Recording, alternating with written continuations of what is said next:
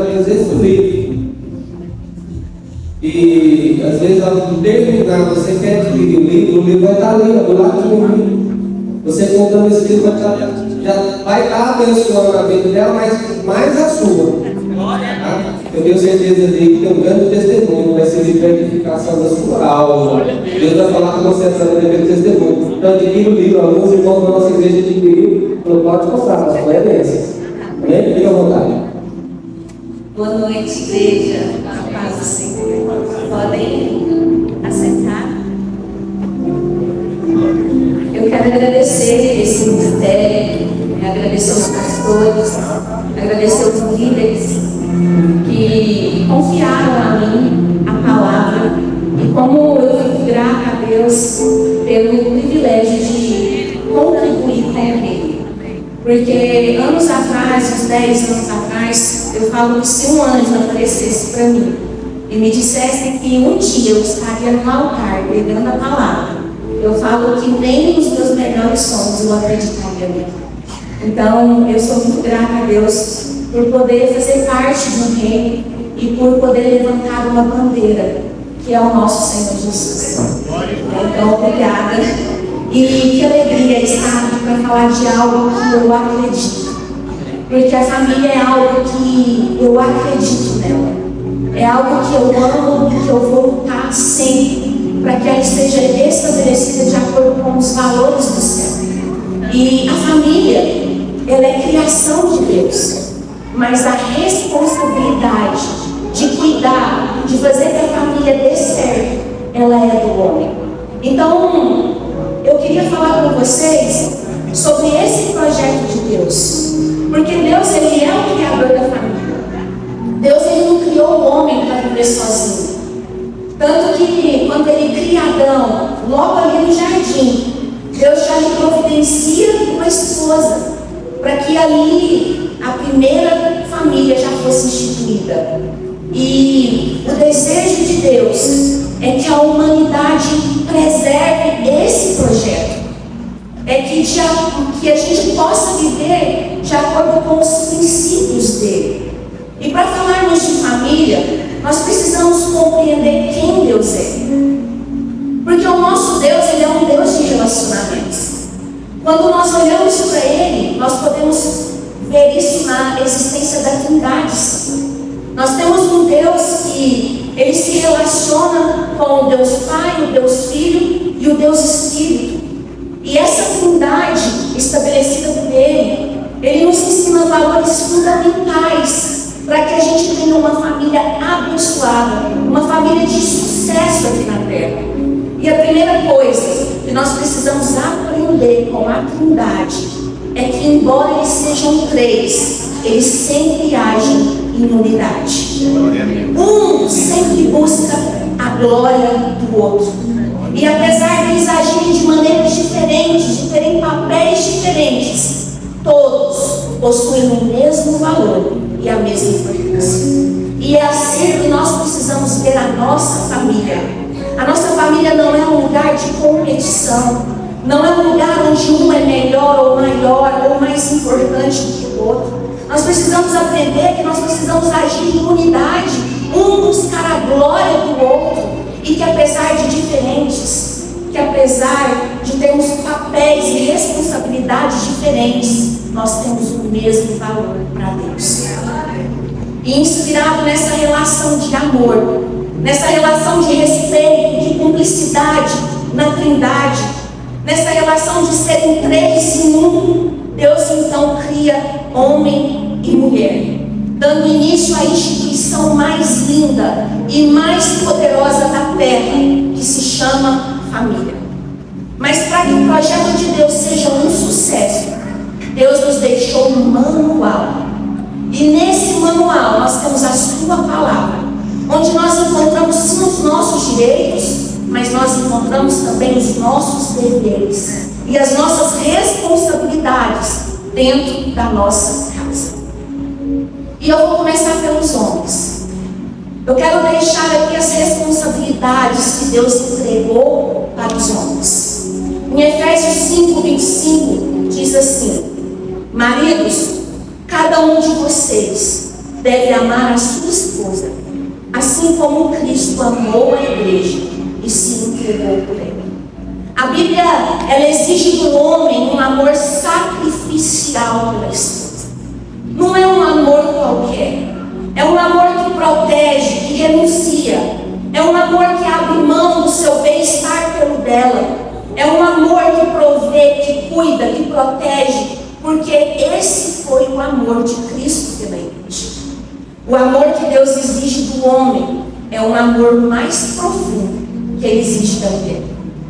E Deus deixa também para o homem o papel do lar, de ser o sacerdote, de ser o cabeça, aquele que vai governar. O líder é o homem. E Deus deixa registrado também na sua palavra como deve ser o governo do homem no seu lar. Em Marcos 10, 42, Jesus fala com os seus discípulos e diz assim: vocês sabem que os que são considerados líderes no mundo têm poder sobre o povo e que os oficiais exercem autoridade sobre os seus súditos. Entre vocês, porém, será diferente. Quem quiser ser o líder entre vocês, que se torne um servo de todos. Pois nem mesmo o Filho do Homem veio para ser servido, mas para servir e dar a sua vida em resgate de muitos. Jesus, ele quer ensinar a todos os que são autoridades, pais, maridos, governantes, pastores, líderes. Jesus quer ensinar para todos que têm um papel de autoridade, um modelo de governo saudável.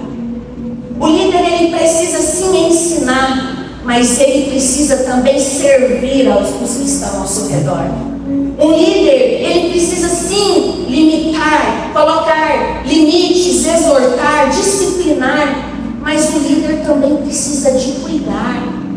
O líder, ele precisa exercer governo, ele precisa dar direção, sentido, propósito, mas ele nunca deve oprimir os seus liderados. E o líder, ele deve sempre oferecer o melhor lugar para poder honrar as pessoas ao seu redor. Deus, então, ele criou o homem para que o homem transmitisse segurança, provisão, amor e direção aos membros da sua família. Esse é o modelo de liderança que Deus criou. Esta é a missão do homem que o céu entregou. Em 1 Pedro 3,7 diz assim: maridos, tratem as vossas esposas com honra, como o vaso mais frágil, para que não sejam impedidas as suas orações. Maridos que não tratam bem as suas esposas, não vai ter apenas um problema relacional no lar, mas ele também perderá a harmonia com Deus, porque as suas orações ficam interrompidas. Homens que estão aqui, vocês amam Jesus?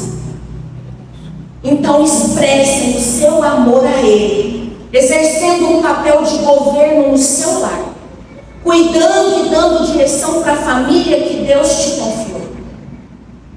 E eu quero aqui citar alguns exemplos de homens da Bíblia, homens que eram homens de relacionamento com Deus, mas que não exerceram o seu papel de sacerdote dentro do seu lar. E isso lhe custou uma família fracassada. E o primeiro exemplo desse que eu quero dar é o rei Ezequias. Esse rei, ele temia a Deus. Era um homem que tinha um relacionamento com o Pai. Ele fazia orações, ele via suas orações sendo respondidas. Ele via milagres acontecendo diante dos seus olhos. Ele alertava o povo sobre o pecado. Ele alertava o povo sobre aquilo que desagradava a Deus. Ele tinha muita fé. Ele via milagres acontecer, porque Deus o escutava. E houve um tempo em que esse rei adoeceu gravemente. E Deus lhe mandou um recado. Ele mandou o profeta ir até ele e dizer: coloque a sua casa em ordem, porque você vai morrer. E isso nos ajuda a entender que a preocupação de Deus não é apenas com a nossa vida espiritual.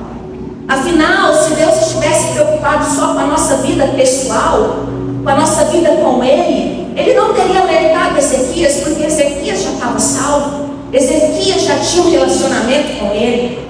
Mas Deus, Ele deu aquele recado para colocar a casa em ordem, porque Ele queria mostrar para o rei que o Senhor se preocupava com a vida da sua família. E essa passagem, ela precisa mexer com a gente. Essa passagem não é para os descrentes, não é para quem está no mundo, é para nós, para a igreja, para o corpo de Cristo. Ela precisa nos fazer questionar: a minha casa está em ordem? A minha família está em ordem?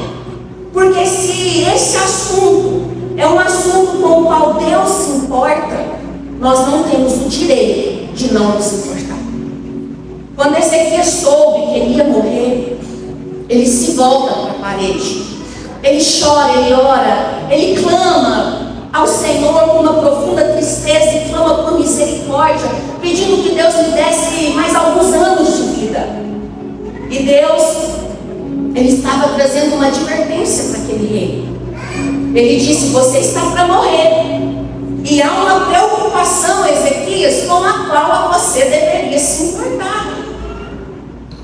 E a preocupação sinalizada por Deus era que a casa de Ezequias fosse colocada em ordem. Porém, mesmo com a direção, com o pedido que Deus fez a ele, Ezequias acabou falhando. Deus concedeu a Ezequias mais 15 anos de vida. E só que, embora ele tivesse recebido aquele presente do pai, Ezequias, ele falhou em corrigir, em ensinar, em passar o bastão da fé para a sua geração. Se Ezequias viveu um grande avivamento, a sua próxima geração, a geração do seu filho Manassés, foi uma geração que viveu afastada de Deus, e uma geração que viveu com profundo envolvimento com as trevas. Quando Deus alertou Ezequias: coloque sua casa em ordem, Deus já estava antecipando para o rei que ele iria falhar, que ele iria cometer um erro com os filhos. Mas Deus lhe deu a oportunidade para que, se ele lhe ouvisse e lhe obedecesse, ele poderia ter evitado essa desgraça. E ele poderia ter evitado a perdição da sua geração. Quando Deus diz ordem na casa, é a forma com a qual nós estamos criando os nossos filhos. E o Senhor atendeu o pedido de Ezequias. Quando Ezequias ora, a única coisa que ele pede é vida. E Deus lhe dá. Deus satisfaz o anseio, o desejo do coração desse homem. Mas o rei não fez a única coisa que o Senhor lhe pediu, que foi colocar a sua casa em ordem. E nós, filhos de Deus, nós precisamos vigiar as nossas orações, para que não façamos como Ezequias, onde nós queremos apenas ser ouvido e atendido por Deus, mas onde nós não estamos dispostos a obedecer e a fazer aquilo que Ele nos pede. Ezequias, ele viveu mais 15 anos, porém ele viveu voltado para o seu ego, para as suas vontades, para o seu trabalho, para o seu reino, para o seu governo. Ele viveu para o seu ego, para a sua vaidade, e ele deixou de lado a vida da sua família. Ele não colocou a casa em ordem, e isso custou a vida dos seus filhos. O rei não inseriu na sua geração os valores celestiais que ele queria. Ele não corrigiu os filhos quando precisava. Ele falhou na missão de ensinar os seus filhos a amar a Deus. E Manassés, filho de Ezequias, ele fazia o que era mal aos olhos do Senhor. Ele foi considerado um dos piores reis que Jerusalém já teve. Ele chegou a queimar o seu filho vivo em sacrifício, porque ele consultava demônios, fazia adivinhações, consultava espíritos. A geração de Ezequias teve um reino na terra, mas ele teve a eternidade separada de Deus. E nós, como cristãos, como filhos de Deus, nós precisamos ter atitudes diferentes desse tipo. Precisamos ser presentes na nossa família. Não podemos falhar com os nossos filhos, para que eles possam receber a maior bênção que existe, que é viver a eternidade do lado de Deus. O outro homem que eu quero citar é Davi. Foi um homem segundo o coração de Deus. Ele tinha uma vida espiritual saudável, era quebrantado, ele pecava, mas ele se arrependia. Foi um dos maiores escritores de salmos. Era um homem conectado a Deus, mas foi omisso na criação dos seus filhos. E um dos maiores erros que Davi cometeu foi de deixar de corrigir, de deixar de disciplinar o seu filho Aminon, quando ele estudou a irmã Tamar. A falta de um posicionamento de um pai dentro do lar, ela trouxe ainda mais tragédias para aquela família. Porque o seu outro filho, Absalão, vendo que o pai nada fez, ele começou a se alimentar de vingança, planejou e matou Aminon. Um lar destruído por falta do posicionamento do sacerdote. Uma família onde os irmãos se odiavam, filhos perdidos, machucados, cheios de traumas. E a Bíblia diz: aquele que ama, disciplina. Não podemos ser negligentes em disciplinar os nossos filhos, porque a disciplina gera vida. E o último homem que eu quero citar é Eli. Ele foi um juiz em Israel. Ele liderou o povo de Deus por 40 anos. Ele instruiu o povo a andar nos caminhos do Senhor. Ele lutava contra o pecado. Ele exortava o povo em relação à idolatria, à imoralidade. Ele ensinava a palavra de Deus para os outros. Ele trazia conselhos do Senhor para todo o povo. Ele conhecia a Bíblia, as leis, do início ao fim. Mas ele fracassou em não corrigir os seus filhos, quando eles cometiam grandes transgressões contra o Senhor. Então um dia Deus lhe apareceu e disse a Eli, 1 Samuel 2,30: Eli, honrarei os que me honram, mas desprezarei aqueles que me desprezam. É chegada a hora em que eliminarei a sua força e a força da família do seu ancestral. Não haverá mais nenhum idoso na sua família, e você verá aflição na minha habitação. Todos os seus descendentes morrerão no vigor da vida, e os seus 2 filhos morrerão no mesmo dia. Deus desprezou os filhos de Eli. Toda a geração de Eli foi extinguida. Conduzir os nossos filhos nos caminhos do Senhor é uma grande responsabilidade que nós, pais, recebemos. Apresentar para os filhos o caminho, a verdade, a vida é uma missão que Deus entregou a nós. E chegará o dia em que o Senhor olhará para cada um de nós e nos fará a seguinte pergunta: o que você fez com a herança que eu te dei? Chegará o dia em que o Senhor olhará para mim e falar: Elaine, o que você fez com a Vitória, com o Miguel e com a Luísa? Porque os filhos são a herança que o Senhor nos deixou. E eu sou pastora de crianças, e eu vejo muitos pais falhando em não evangelizar os seus filhos quando ainda crianças.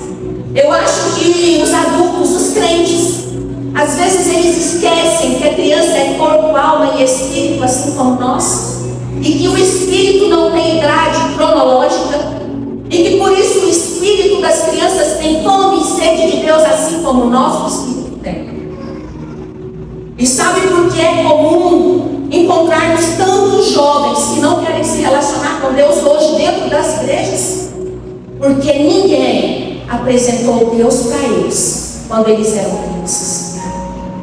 Os filhos não nascem sabendo. Eles precisam ser ensinados, lapidados. A Bíblia diz que eles são flechas que precisam ser esculpidas nas mãos do arqueiro. E nós somos o arqueiro. E os nossos filhos são as flechas que nós lançaremos. O poder de dar destino à flecha é do arqueiro. Eu miro, eu aponto, eu coloco força para onde eu quero que os meus filhos cheguem. O poder de dar destino aos nossos filhos é do pai e da mãe. Em Deuteronômio 6, 7 diz assim: ensine essas palavras com persistência a seus filhos. Converse sobre elas quando estiver sentado em casa, quando estiver andando pelo caminho, quando se deitar e quando se levantar. Amarre-os como um sinal nos braços e prenda-as na testa. Escreva-os nos batentes da porta da sua casa e em seus portões. Todos os pais têm a missão de discipular os seus filhos, para prepará-los sim para uma vida terrena, mas principalmente para que eles triem o caminho do Senhor. Provérbios 22, 6 diz: ensine a criança no caminho em que se deve andar, e até quando for velho não se desviará dele. Se os valores do céu forem devidamente inseridos no coração dos nossos filhos, eles viverão para Deus. E um erro muito comum é encontrar uma grande maioria de pais que se preocupam apenas em dar uma boa educação, uma boa faculdade, em formar nos filhos ser bons cidadãos, bons profissionais, mas eles se esquecem que esses bons cidadãos e que esses excelentes profissionais podem ir para o inferno, assim como os filhos de Eli. Eu luto para que os meus filhos sejam os meus primeiros discípulos, porque para mim, se o Miguel, a Luísa e a Vitória não forem tementes a Deus, nada do que eu fiz valeu a pena. Estamos passando pela estrada da vida, e pai e mãe deixam pegadas, deixam rastros nos caminhos. E eu te pergunto: você gosta dos rastros que os seus filhos vão seguir? Nós fizemos uma viagem em novembro de 2022 não sei se é 2022, mas a gente fez essa viagem. E estavam minhas filhas e tinha uma menina da idade delas que estava na viagem com a gente. E eu ouvi ela falando assim para a Luísa: Luísa, eu não entendo meu pai e minha mãe. Eles brigam comigo porque eu minto, quando eu minto me bate, fala que eu não posso mentir, mas eles mentem. Eu vejo meu pai e minha mãe mentir, não entendo eles. Pai e mãe que não são exemplos. Pai e mãe que cobra algo dos filhos que eles mesmos não vivem. E existe um ditado que eu gosto muito, e ele diz assim: as tuas atitudes gritam tanto nos meus ouvidos que eu não consigo escutar o que você está falando. Filhos aprendem mais com o nosso exemplo do que com as nossas palavras.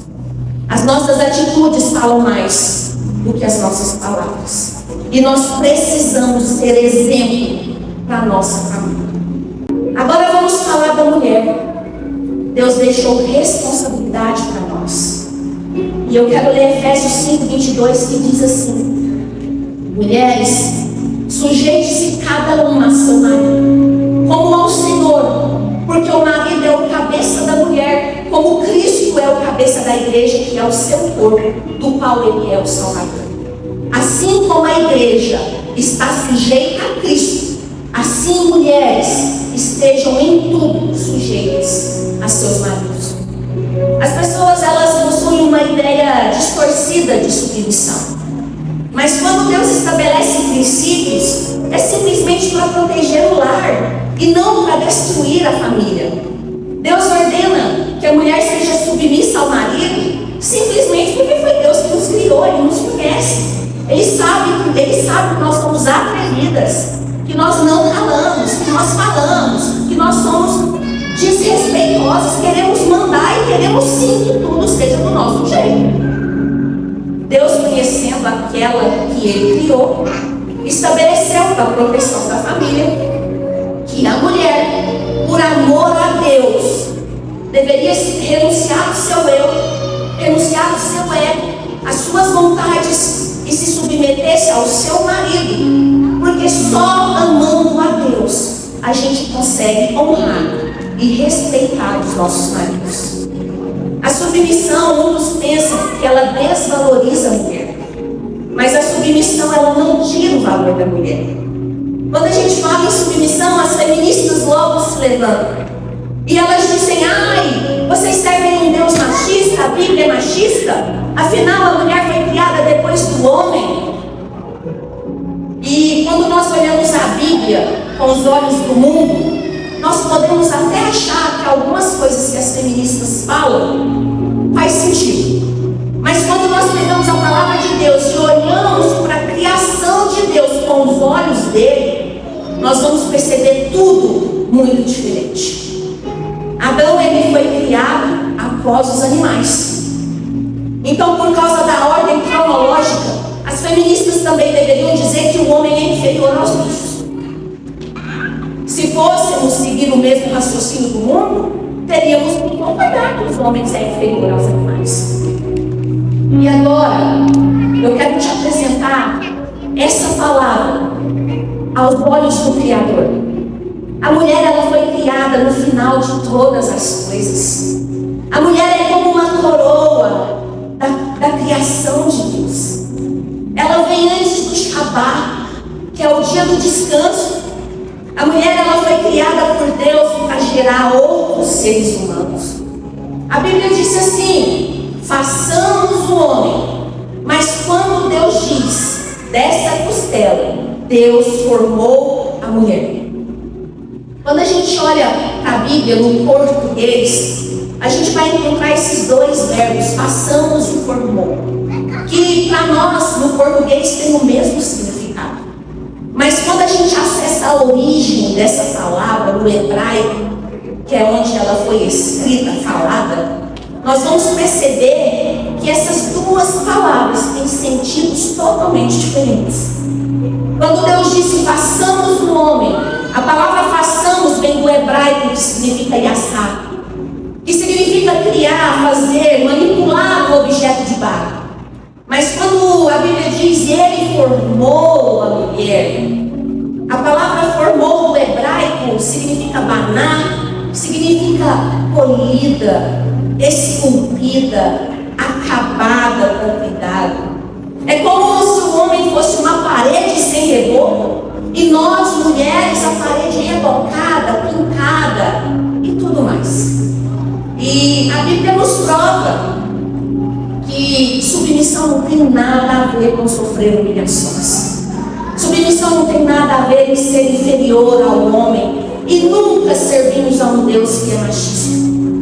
Submissão tem a ver com estar na mesma missão do marido, não na frente, não atrás, não competindo, não disputando poder, mas do lado, auxiliando, impulsionando, ajudando. Em Provérbios 12:4 diz assim: a mulher virtuosa é a coroa de honra do seu marido, mas a que age vergonhosamente é como câncer nos seus ossos. Deus, ele enaltece a mulher. Deus cria a mulher para completar o homem, para preencher aquilo que lhe faltava, para dar sentido à existência do homem. E esse é o nosso papel, mulheres. Deus nos criou com uma essência única de sermos sábias. Mas então, por que a gente encontra na Bíblia a palavra mulher tola? Porque diz que a mulher sábia edifica a casa, mas a tola a destrói com as próprias mãos. Não existe dois tipos de mulheres. Não existe mulher sábia e tola. Existe apenas a mulher sábia. A mulher tola é a mulher sábia fora da posição para a qual Deus a criou. Se você não está na posição para a qual Deus a criou, você perde a essência de tudo. E eu quero citar o comportamento de uma mulher de Deus, que era crente, que orava, que via suas orações sendo respondidas, que vivia milagres, mas que trouxe sérias consequências para a sua família por causa do seu erro. E essa mulher se chama Rebeca. Ela foi uma mãe que causou muita confusão e divisão no seu lar, simplesmente porque ela amava mais um filho do que o outro. E por causa dessa preferência, ela cometeu um outro erro, que foi de motivar e ajudar o seu filho preferido, Jacó, a enganar o seu pai, para que ele roubasse do seu irmão Esaú a bênção da primogenitura. Ao impor a preferência de Jacó, Rebeca coloca um filho contra o outro. Rebeca, ela foi insubmissa ao seu marido. Ela foi uma mulher manipuladora. Ela pagou um alto preço por causa do seu erro, porque ela gerou consequências graves na vida de Isaac, na vida de Jacó, na vida de Esaú e na sua própria vida. O seu marido Isaac ficou sozinho e envergonhado, logo morreu. E a Bíblia diz que o nome Isaac significava riso, alegria, mas depois da trapaça de Rebeca e Jacó, Isaac se tornou um homem triste e perdeu o seu riso. Rebeca conseguiu o que queria, que foi Jacó receber a bênção da primogenitura, mas o seu plano maligno fez com que ela perdesse de imediato a presença do seu filho favorito. Porque depois da trapaça, Jacó precisou fugir de casa e Rebeca nunca mais fugiu. Ela roubou dela mesma a bênção de ver Jacó se casar, de conviver e criar os netos. Rebeca traiu a confiança do marido, prejudicou muito a vida do próprio Jacó, porque quando Jacó fugiu, ele perdeu a sua casa, ele perdeu a sua família, ele perdeu a consciência tranquila, ele recebeu a decepção do pai, que ele nunca pôde voltar para pedir perdão, ele recebeu o ódio do irmão, ele nem viu os pais quando faleceram para poder sepultar. Rebeca prejudicou muito a vida de Esaú, porque Esaú foi movido por rejeição, pelo sentimento de injustiça, e a partir daquele momento Esaú viveu para desejar se vingar do irmão e para afrontar os seus pais, se casando com mulheres estrangeiras, com as quais Deus nunca aprovaria o mesmo. Uma família toda destruída e fracassada por causa de uma mulher tola, uma mulher fora da posição criada por Deus. Nós precisamos, mulheres, aprender com Rebeca. Precisamos ser mansas, precisamos saber dar direção, precisamos amar os nossos filhos e respeitar a singularidade de cada um deles. Precisamos honrar os nossos maridos, precisamos ser intercessoras dentro do nosso lar, pacificadoras. Não podemos deixar que a manipulação governe as nossas vidas, mulheres, porque nós, se não tivermos Jesus, nós somos ótimas manipuladoras. E para os filhos, Deus deixou também responsabilidades dentro da família para os filhos. Em Êxodo 20:12 diz assim: honre teu pai e a tua mãe, a fim de que tenhas vida longa na terra, que o Senhor, o teu Deus, te dá. O único mandamento com promessa é esse, e nele Deus te dá um presente. Ele diz: se você fizer, eu te dou um presente, eu te darei vida longa na terra. E não tem a ver se seu pai e sua mãe foi bom, não tem a ver se seu pai e sua mãe foi presente, se eles acertaram com você, não tem a ver com isso. Deus não pergunta isso, Deus manda a gente honrar, independente do que eles fizeram com nós. Os pais, pai e mãe, foram criados por Deus para que eles nos amassem, para que eles nos protegessem, para que eles dessem sentido e direção para as nossas vidas. Mas mesmo que os pais não façam isso, mesmo que eles ajam de forma errada, abusiva, desrespeitosa, nós não podemos deixar de honrar, de respeitar e de perdoar aquele que nos deu a vida dele. Eu tive muita dificuldade para honrar o meu pai. Por anos eu tive crise com ele. Eu perdi minha mãe quando eu tinha 21 anos, num acidente de carro. E por muito tempo eu perguntei a Deus, por que você não matou ele ao invés dele? Ela era boa, ele não. Eu fiquei muitos anos com mágoas profundas no meu pai. E o livro é por isso. Depois que eu me converti, depois que eu conheci a palavra, depois que Deus me curou, depois que eu mergulhei no oceano da palavra de Deus e que eu entendi que eu precisava honrar e perdoar o meu pai, independente do que ele me fez e dos traumas que ele me gerou, depois dessa cura, Deus restaurou meu relacionamento com ele, que eu achava impossível de acontecer. Eu vivo a melhor fase com o meu pai. E o livro, eu conto os testemunhos. O testemunho de tudo que eu vivi desde a minha infância, de rótulos que eu recebi, de pai e mãe ser porteiros do céu ou do inferno para os filhos, de traumas, de mágoas, da falta de perdão que me adoeceu, que me levou à depressão, à síndrome do pânico. Mas o livro também conta uma nova história que Deus nos permite escrever. Quando nós conhecemos a sua palavra e quando nós dizemos sim para obedecer tudo que está nela. Nós não podemos ser como Eli, que conhecia, mas não vivia. Quando nós abrimos o nosso coração, nós conhecemos e vivemos, obedecemos, nós colheremos o fruto da obediência, que é a vitória. E em Efésios 3, 1:4 diz assim: filhos, obedeçam aos seus pais no Senhor. Não é porque seu pai e sua mãe merecem, é no Senhor. Você obedece e você honra por amor ao seu Senhor. E ele fala, porque isso é justo. Honre o teu pai e a tua mãe.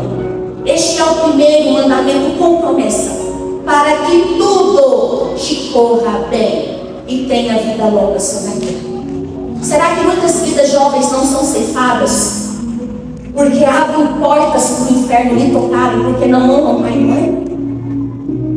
Precisamos pensar, precisamos refletir, porque nós sabemos que existe um mundo espiritual, o céu, o inferno, o bem e o mal, a luz e a treva. E eu quero citar 2 exemplos de filhos na Bíblia que honraram os seus pais e que receberam de Deus o sucesso e todos os tipos de bênçãos. E o primeiro filho se chama Isaac. Isaac estava sendo levado para o monte para ser entregue, para ser morto como oferta a Deus. O seu pai lhe mataria. Em nenhum momento Isaac se revoltou contra Abraão. Isaac, ele sempre honrou Abraão e Sara. Ele nunca questionou a fé do pai ou da mãe, nunca questionou o posicionamento deles. Ele recebeu o ensinamento dos pais, ele recebeu a fé dos pais, e por isso muitas bênçãos lhe alcançaram. Isaac não só viveu a bênção, não só viveu a fé, mas ele inseriu a fé que recebeu dos seus pais à sua geração. Em Gênesis 26, 13 e 14 diz assim: Isaac enriqueceu e a sua riqueza continuou a aumentar até que ficou riquíssimo. Possuía tantos rebanhos e servos que os filisteus o invejavam. E o outro filho é José, um filho dedicado ao pai. Era um jovem responsável com o trabalho da família e também muito temente a Deus. Ele era justo, ele era íntegro, ele tinha um zelo pelas coisas do pai. E José colheu os frutos da sua obediência e do seu temor a Deus. José, ele foi honrado pelo rei do Egito. De escravo, José foi promovido a governador daquela terra. E antes que o seu pai Jacó morresse, ele recebeu a porção dobrada da sua herança. Por isso, eu quero dizer para os filhos que estão aqui: não desanimem, Vocês colherão os frutos da obediência e da honra e de perdoar os pais. Coloquem em prática aquilo que vocês aprendem na palavra e vocês viverão o melhor dessa vida. Para finalizar, eu queria dizer, a família é um lugar de relacionamentos, onde encontramos os nossos direitos, mas encontramos também os nossos deveres e as nossas responsabilidades.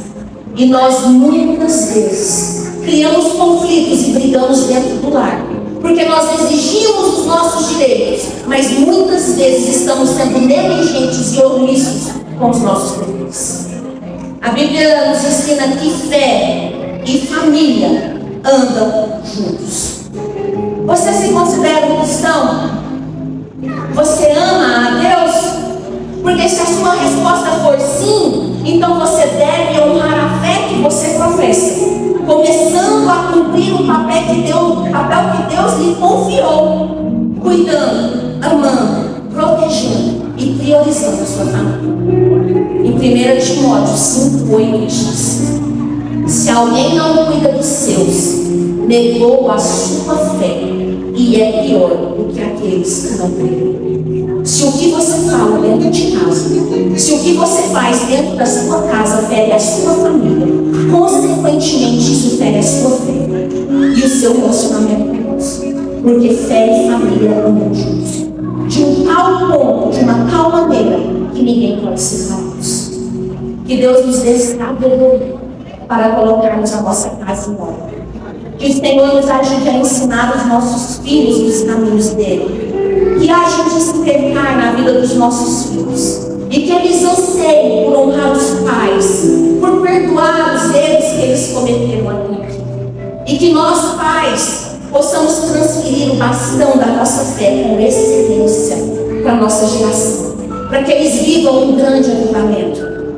Que os maridos e as mulheres procurem se amar, se perdoar e que busquem honrar um ao outro. Senhor, que haja no meio de nós a preocupação e o desejo de ter uma vida espiritual, mas também familiar em ordem. Eu quero deixar um conselho. Aqueles que desonraram seus pais, que foram feridos na sua paternidade, liberem perdão. Pais que têm negligenciado a responsabilidade com os seus filhos que o Senhor lhe confiou, nesta noite peça perdão. Passe a partir de agora a ter tempo de qualidade com os seus filhos. Ensine a palavra de Deus, principalmente com as suas atitudes. Mulheres, digam sim ao projeto de Deus e sejam submissas aos seus maridos. Que nós, mulheres, possamos ser mulheres parteiras, que encorajam, que auxiliam, que inspiram o marido, e não mulheres coveiras, que enterram, pessimistas, negativas. Nós precisamos mudar o nosso comportamento. Busquem de todo o coração ser como mulher virtuosa, que é a coroa de honra do seu marido, porque as mulheres que agem vergonhosamente é como o câncer dos seus ossos. E maridos, governem o seu lar, assumam o lugar de sacerdócio e liderança, dê direção à sua família, proteja a sua casa, peça ajuda ao Espírito Santo para que vocês consigam amar a sua esposa como Cristo amou a igreja, porque é um amor difícil, sacrificial, genuíno, profundo. E nesse momento eu quero que vocês coloquem a mão no coração, que vocês fechem os olhos e que agora traga em sua memória onde você está falhando, onde você precisa melhorar com a sua casa, com a sua família. Talvez não é você que precisa melhorar, talvez alguém da sua família está desviado, ou está longe do Senhor, ou às vezes esse alguém até vai na igreja, mas ainda não vive a palavra. Eu quero declarar essa canção na sua vida. Eu quero declarar essa palavra na sua casa, no seu casamento, na vida dos seus filhos. E essa palavra diz assim: Senhor, não foi fácil te encontrar aqui. A minha filha está morrendo lá em casa. Me falaram que o Senhor pode curá-la. Se não for te ver de ruim, Jesus, faça-la em em direção ao seu problema. Filho, eu estou indo lá, porque para mim não existe dilema. A promessa não morreu, a herança está de pé. Não perca a fé. Talita cumi, levanta, menina. Talita cumi, ainda tem vida aí para você, ainda tem vida para os seus filhos, como mulher, como marido, como esposa, como pai, ainda tem vida aí. Jesus, passa lá em casa, vai na minha casa, Jesus, e cura a minha família, traz vida, Jesus, traz vida. Passa lá em casa, Jesus, e mexe na estrutura, porque a casa é sua. Entra na minha casa, Jesus, e pode fazer morada nela. Amém. Glória a Deus.